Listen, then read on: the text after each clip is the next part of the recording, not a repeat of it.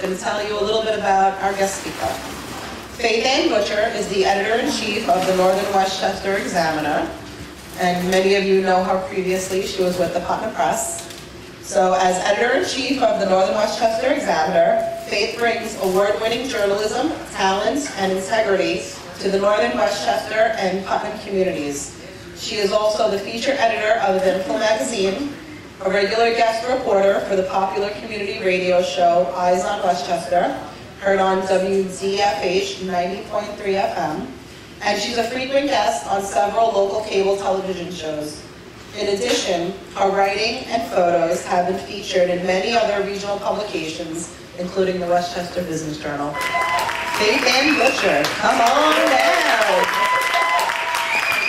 So our topic tonight is, are you media worthy?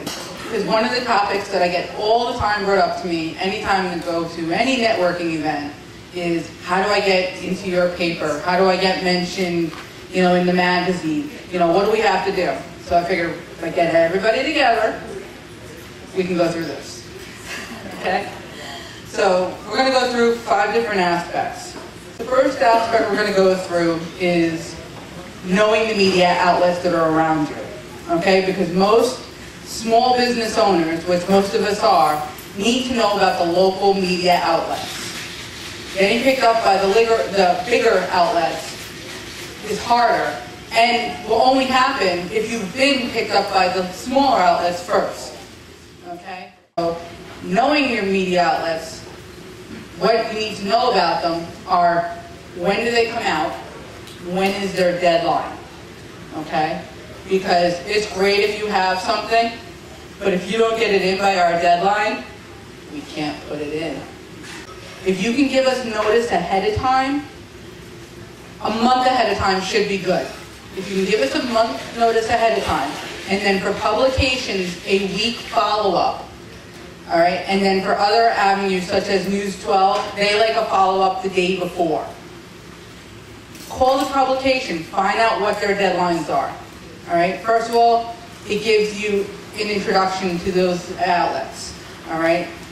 Second of all, it lets you know the timetable when you should plan things. Because it's not that we don't want to cover you. We want to cover you. Anything you give us is less work we have to do. I like that. I really like that. I do a lot of work. I have to go to a lot of meetings. The more you can help me out, the more I'm really appreciative. And honestly, the more we're appreciative, the more likely we are to use you again. But we'll get into that later. Another thing to know in your media outlets is the go-to person, okay? You guys are here now, which is fantastic. You are obviously into networking, which is great.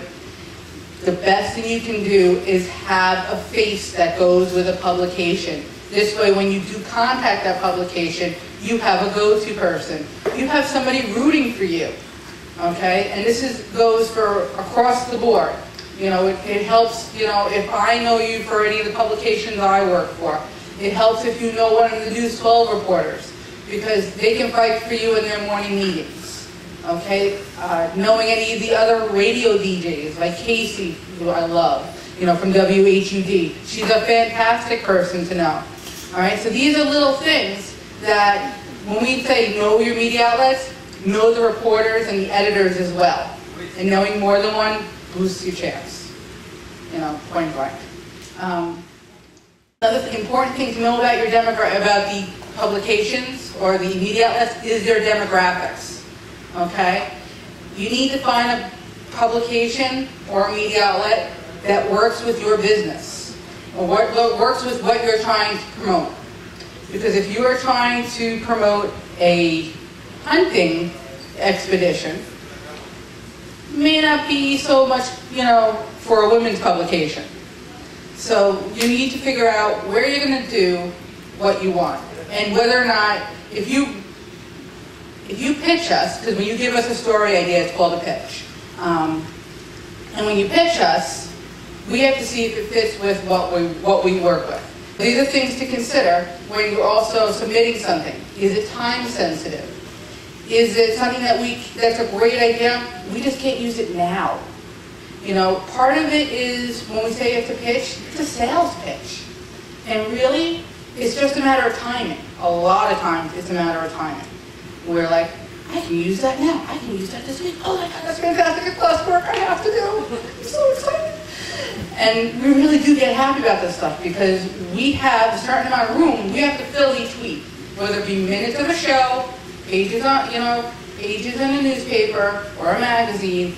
We have to fill that with content.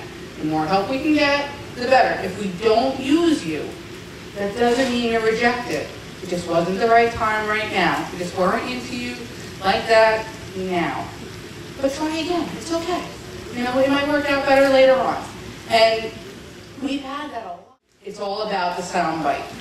On air, it's about 15 seconds. It's getting 7 words together about that say what you want to say. If you give us this whole long, drawn-out thing, we're not going to use it because you lost us. If you want to promote your business, here are the ways that you get your business named. A, your grand opening is always great. Your ribbon cutting ceremony is always a big thing. That's like your first guaranteed story. Okay? We are not too big on anniversaries, so we don't really want to hear from you every year thereafter. There are milestones. I'm more pickier. I like the 25-year, but there are those publications that like the shorter time frames. Anytime you're doing anything for the community, when you can incorporate your business into doing something for the community, it gives you an out. It gives you an in. You can work with a nonprofit. I'm really big on nonprofits. If you can work with a nonprofit, and I can help promote not only you but the nonprofit, I'm more likely to put you in the paper. If there's a human angle, if you've actually made that much of an impact on somebody's life, we can do a story on that person and mention your business. Okay. Sorry, this is actually really funny. I'm going to talk about emails for a minute, and I don't know how I forgot about this because it's my pet peeve. If you're going to send emails out, okay, which is the most popular method of contacting the media nowadays, is through an email. Number one, the most important thing is the message line. What are you putting in that line to let us know what you're talking about? Because if it just says press release, you're not telling us anything, okay? I get 300 to 500 emails a day, okay? And on Mondays, I don't look at my emails except for work, specific work, production work, because I'm laying out a newspaper. So realistically, Tuesdays and Wednesdays, I'm playing catch up. All right, so 300 to 500 emails a day. Most of them are press releases or sales, news pitches. I have to go through them. I cannot get to all of them. I completely acknowledge that. However, let me tell you about ways to make me open up your email. Tell me what's in your email. Okay? If you have an event going on, write it in the topic line. All right? Let me know. Don't leave it blank. Don't leave it press release. Give us specific information. The other thing that absolutely drives me nuts and does play bad on your part is if you have a press release and you don't put anything in the message.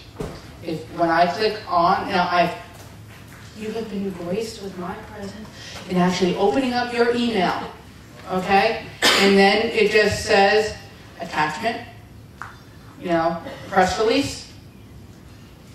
Tell me in the message part of the email what the press release is about. If you could put the press release in the email and as an attachment, preferably as a doc or a PDF, JPEGs if it's a photo attachment, that would be a tremendous help. The less work we have to do, the better.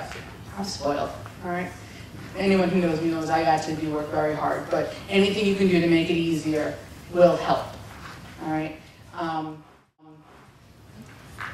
Press releases, all right? Yes, we do love getting press releases. There's the before and the after press release. Before you do an event, you send us a press release. Okay. How long are your press releases? No more than 3 paragraphs, the last one of which is about our organization. That's the right size. Generally, we like about 2 paragraphs. Let us know in the first paragraph why you're writing to us. You know, what are you promoting, when is it, and why we should cover it. All right? The second one might give you a little bit more detail to decide whether or not we're actually going to cover it. And the third paragraph, like I said, is for the organization. Those first two paragraphs are key, though. In that first paragraph, make sure you tell us the who, the what, the where, the when, and the why. Okay, tools. This is really, you know, the tools of what can help you. Okay? I'm not pitching anything. However, I'm going to tell you something that's really basic. Advertising helps. Okay? There's no nice way there's no way to tiptoe around it. Being an advertiser does help. Okay? One of the reasons it helps, you're in the forefront of our mind. We see you every week when we open up our own publication. Okay? You're supporting our cause, which is we appreciate. My kids appreciate it. But it's a two-way street. You are our first in line, just because you're the one supporting us and we see you.